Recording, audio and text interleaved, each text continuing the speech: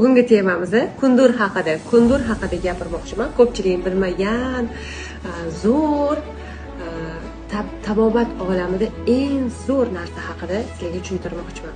Mana bu kundur mayda-mayda, xuddi toshga o'xshaydi, lekin buni har xil iste'mol qilish yo'llari bor.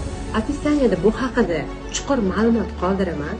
Kunduri nimaga asosan foydaliligini hozirgi men kommentlarimda juda ham ko'p ayollarning savollariga tayangan holatda hammaga javob bera olmaganim uchun shaxsan video ishlab chiqarishga qaror qildim.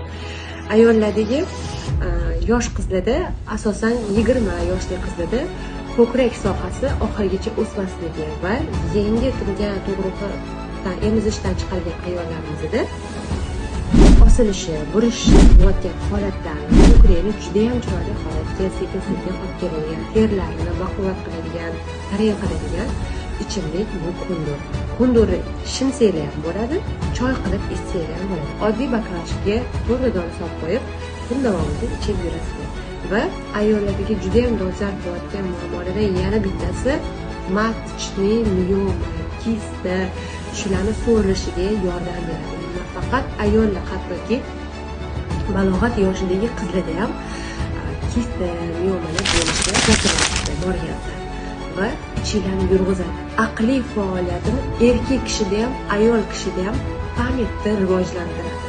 Eslab qolish qobiliyatini yaxshilaydi, ko'rishi tiklaydi, ichki organizmdan achishini yuvib tozalaydi va bu kundurni doim ichish mumkin. Kundur haqida bilmagan ayollarimiz esa batafsil o'qinglar. Bu narsa juda ham sizlar uchun muhim. Hozirgi kunda har vitamin ichaverib, vitaminlar ham qisman foydali, qisman qalbaki bo'lib ketgan. Mana shuning uchun tabiiy giyohlardan foydalanishingizni tavsiya qilgan bo'lardim. Bu kundurni bozorlarda, zarchabalar sotadigan joylarda bo'ladi. Albatta yozishlar qayerdan olish kerak deb. Meni oldimga keladigan ayollar uchun men o'zim maxsus olib keldim.